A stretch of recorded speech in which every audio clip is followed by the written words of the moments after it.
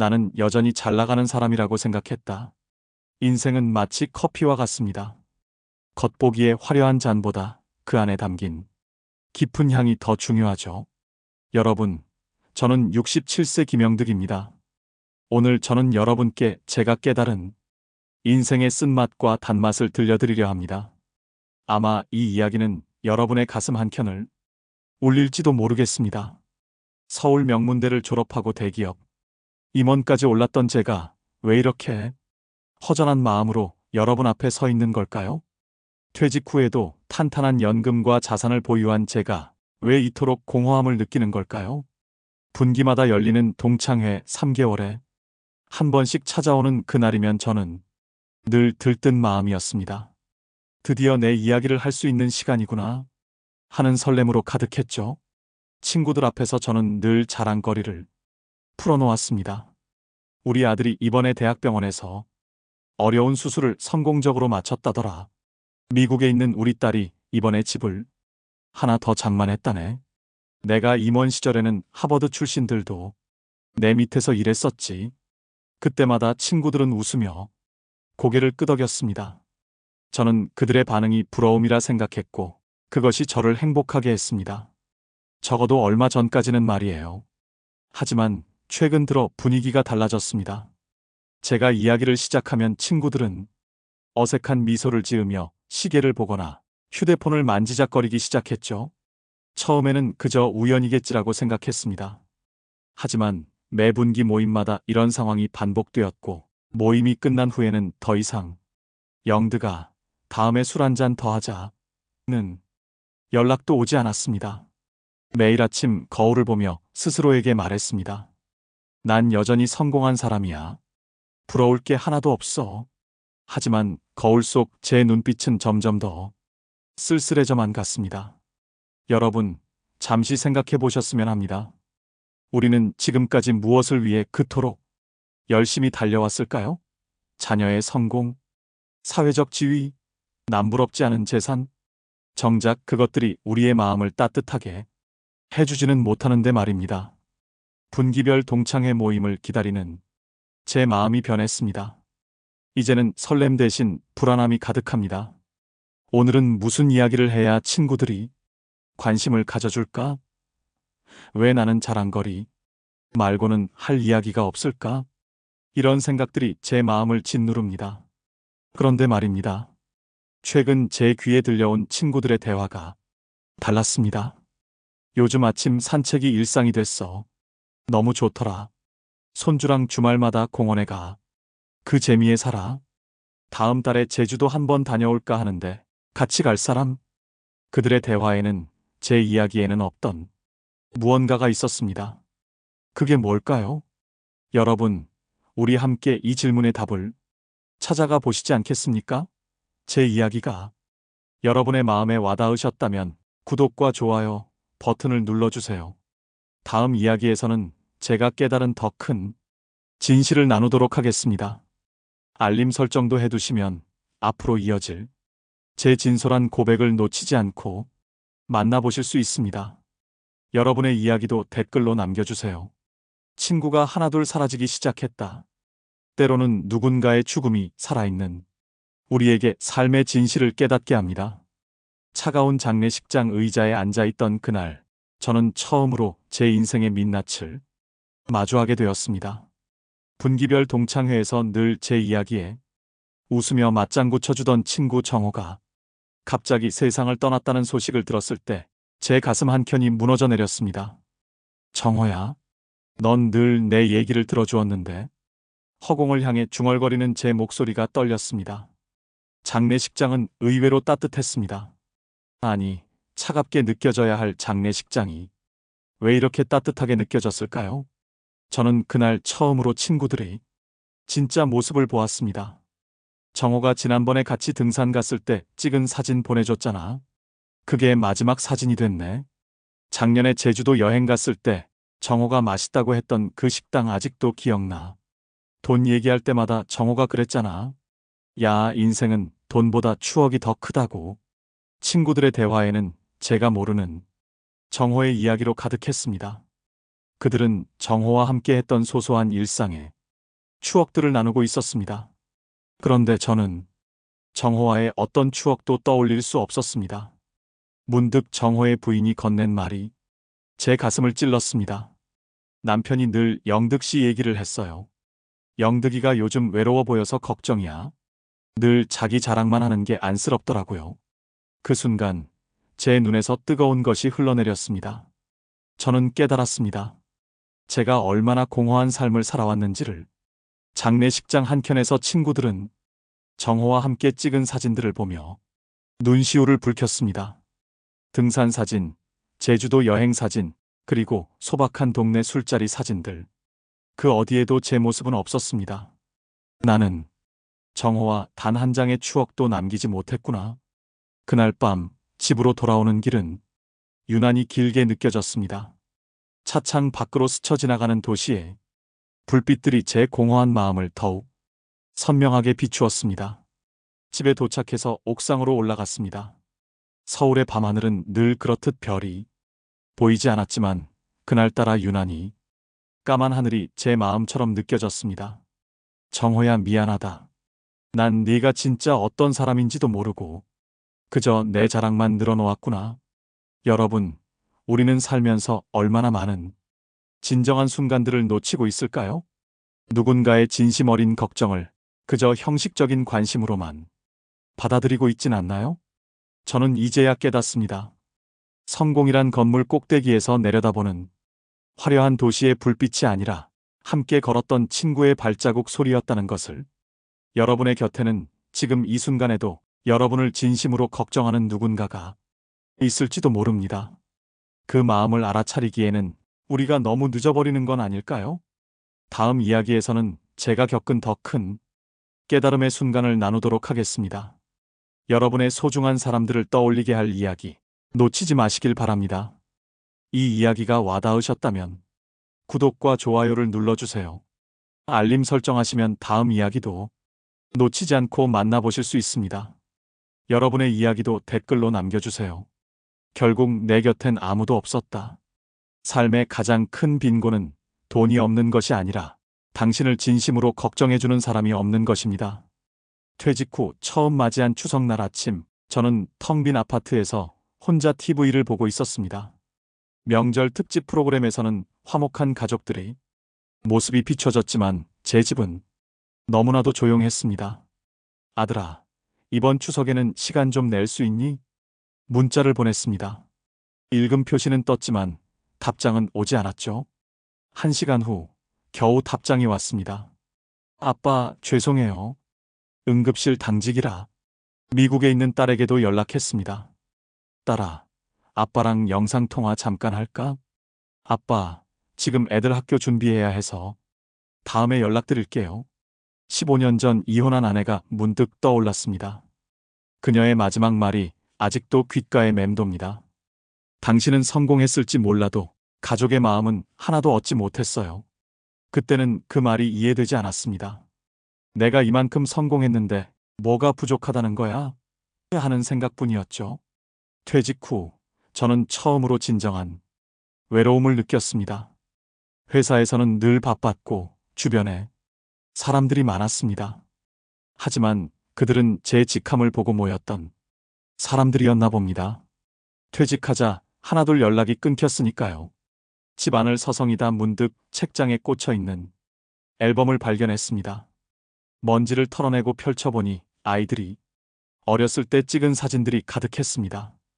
운동회에서 달리기 하는 아들의 뒷모습, 피아노 발표회에서 긴장한 표정의 딸, 단 한 장의 사진에도 제가 함께 찍힌 모습은 없었습니다. 그래, 나는 늘 카메라 뒤에 있었지. 사진을 찍어준다는 핑계로 정작 가족과 함께하는 순간들을 피했던 겁니다. 창밖을 내다보니 이웃집 할아버지가 손주들과 놀아주는 모습이 보였습니다. 작은 공원에서 술래잡기를 하는 그들의 웃음소리가 제 마음을 울립니다. 나는 그런 평범한 행복조차 놓쳐버린 걸까? 여러분, 우리는 살면서 얼마나 많은 함께의 순간들을 놓치고 있을까요? 성공이라는 이름으로 포장된 고독을 선택하고 있진 않나요? 퇴직금으로 산 호화로운 침대에 누워 천장을 바라봅니다. 문득 어머니가 생전에 하셨던 말씀이 떠오릅니다. 아들아, 돈보다 중요한 건 사람 사는 정이야. 이제야 그 말씀의 의미를 깨닫습니다. 하지만 제 곁에는 그 정을 나눌 사람이 아무도 없었습니다. 밤이 깊어갈수록 아파트 단지는 더욱 고요해집니다. 이웃집에서 들리던 아이들이 웃음소리도 잠잠해졌습니다. 혼자만의 공간에서 저는 처음으로 제 삶을 돌아보게 되었습니다. 이 이야기가 여러분의 마음에 와닿으셨다면 잠시 주변을 돌아보시기 바랍니다. 아직 늦지 않았습니다. 지금이라도 소중한 사람들에게 마음을 전하세요. 여러분의 이야기도 댓글로 남겨주세요. 구독과 좋아요, 알림 설정도 잊지 마세요. 다음 이야기에서는 제가 어떻게 변화하기 시작했는지 들려드리도록 하겠습니다. 늦었지만 변해야 한다고 생각했다. 인생에서 가장 큰 후회는 시도하지 않은 것입니다. 늦었다고 생각할 때가 가장 빠른 때라고 하죠.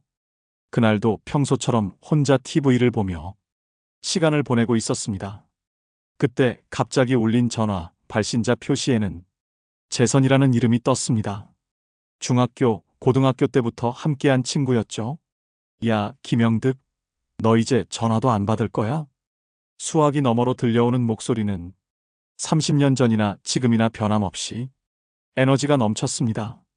재선아, 너였구나. 목이 메어 겨우 이 말을 꺼냈습니다. 다음 주에 우리 친구들이랑 여행 가기로 했어. 너도 같이 가자. 순간 망설여졌습니다. 나같이 늘 자기 자랑만 하던 사람과 누가 여행을 가고 싶어 할까? 하지만 재선이는 제 대답을 기다리지도 않고 말을 이어갔습니다. 이번에 안 오면 정말 절교야. 우리 정호 떠나고 나서 너무 후회하지 않았어? 이제는 좀 변해보라고. 가슴 한켠이 찌르르 아파왔습니다. 정호의 장례식 이후 처음 듣는 친구의 목소리였습니다. 여행 첫날, 저는 어색하게 구석에 서 있었습니다. 하지만 친구들은 제가 예상했던 것과는 전혀 달랐습니다. 영드가, 이리 와서 사진 찍자. 야, 너 아직도 그 똥고집이구나. 커피는 여전히 블랙으로만 마시는 거야? 마치 시간이 멈춘 것처럼 그들은 50년 전 교복 입었던 그때의 모습 그대로였습니다. 저녁이 되자 우리는 펜션 마당에 모닥불을 피웠습니다. 누군가 학창시절 이야기를 꺼냈고 하나둘씩 추억이 쏟아져 나왔습니다. 너희 기억나? 영득이가 수학여행 때 버스에서 졸다가 침 흘렸던 거? 모두가 웃음을 터뜨렸습니다. 처음으로 제 자랑이 아닌 부끄러운 모습으로도 웃을 수 있었습니다. 밤이 깊어갈수록 이야기는 더욱 깊어졌습니다. 요즘 허리가 안 좋아져서 병원 다니고 있어. 나는 우울증 약을 먹기 시작했어. 집사람이 암 초기 판정을 받았는데 친구들의 솔직한 고백에 저도 모르게 눈시울이 붉어졌습니다. 그동안 저는 왜 이런 진솔한 대화를 나누지 못했을까요? 재선이가 제 어깨를 두드리며 말했습니다. 영드가, 우리가 필요한 건 자랑이 아니라 위로야. 내가 잘났다는 걸 우리는 다 알아. 이제는 좀 내려놓고 살자. 그날 밤 오랜만에 편안한 잠을 이룰 수 있었습니다. 꿈에서 본 건 화려한 사무실도 명함도 아닌 그저 친구들과 함께 있는 평범한 일상이었습니다. 여러분, 우리 모두에게는 변할 기회가 있습니다. 늦었다고 생각하시나요? 아니요. 지금이 바로 그 시작의 순간입니다. 인생의 가장 큰 선물은 바로 지금이라는 시간입니다. 지금 이 순간 여러분의 곁에 있는 소중한 사람들을 돌아보세요. 이 이야기가 여러분의 마음에 와닿으셨다면 구독과 좋아요 부탁드립니다. 알림 설정도 해두시면 다음 이야기도 놓치지 않고 만나보실 수 있습니다. 여러분의 변화의 순간도 댓글로 나눠주세요. 내가 변하자 관계도 변했다. 삶에서 가장 아름다운 변화는 내 안에서 시작됩니다. 여행에서 돌아온 후 저는 처음으로 제 방을 정리했습니다. 책장에는 각종 상장들과 임원 시절 받은 기념패들이 가득했죠. 하나둘 정리하다 보니 짐보다 제 마음이 더 가벼워지는 걸 느꼈습니다. 처음으로 용기를 내어 문자를 보냈습니다. 야, 재선아. 내일 아침 산책이나 할까? 순간 후회했습니다. 이런 시시한 제안에 누가 응할까? 그런데 곧바로 답장이 왔습니다. 오, 드디어 정신 차렸구나. 내일 아침 6시 우리 동네 근린공원에서 보자. 이렇게 저의 새로운 아침이 시작되었습니다. 처음에는 어색했습니다. 무슨 이야기를 해야 할지 몰라 그저 숨소리만 내며 걸었죠. 하지만 재선이가 먼저 입을 열었습니다. 너 요새 혈압은 어때? 나는 요새 좀 높아져서. 순간 당황했습니다. 그동안 저는 한 번도 제 건강에 대해 이야기해 본 적이 없었거든요.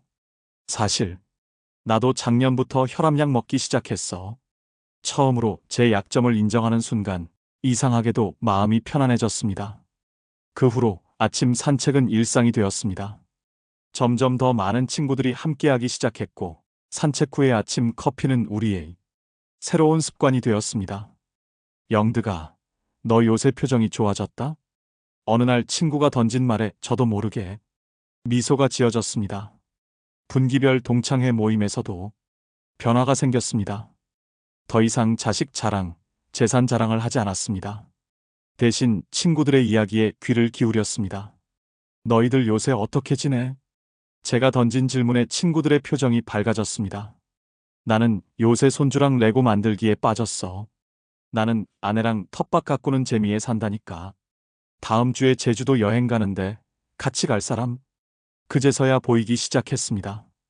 친구들의 주름진 눈가에 담긴 따뜻한 미소가 허름한 옷차림 속에 숨은 편안한 일상의 행복이. 문득 아들에게 문자를 보냈습니다.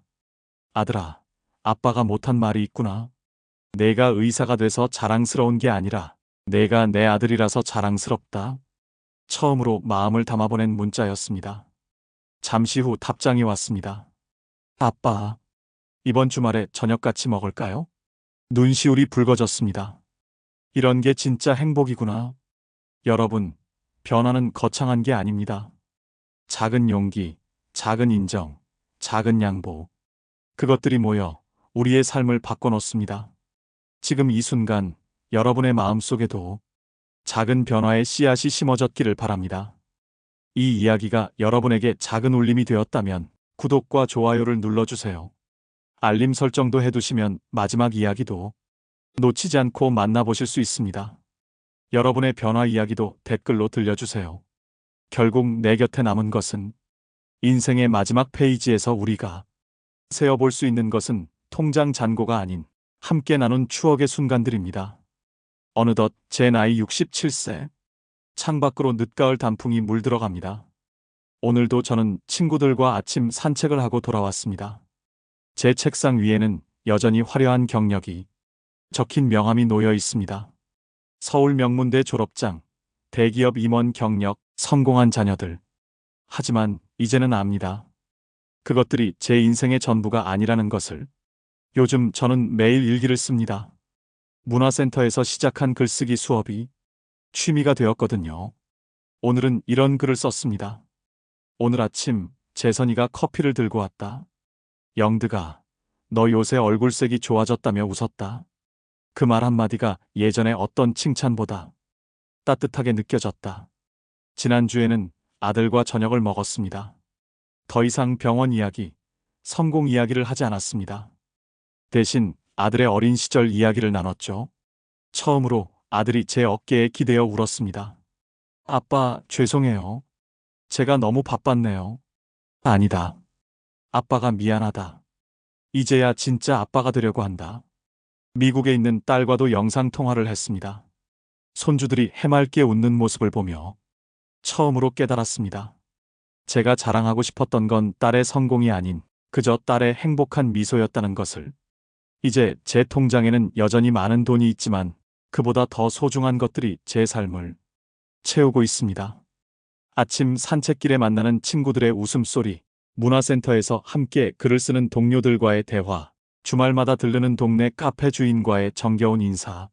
예전에는 보지 못했던 것들이 이제는 보입니다. 매일 아침 창가에 내리는 햇살의 따스함, 길가에 핀 들꽃의 소박한 아름다움, 이웃집 할머니의 정겨운 인사.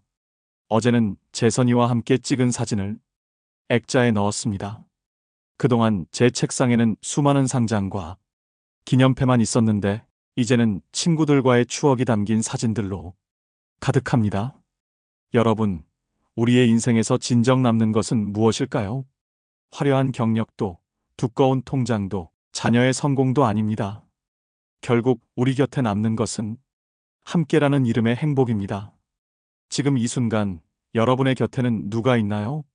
그들과 함께 나눌 수 있는 이야기는 무엇인가요? 아직 늦지 않았습니다.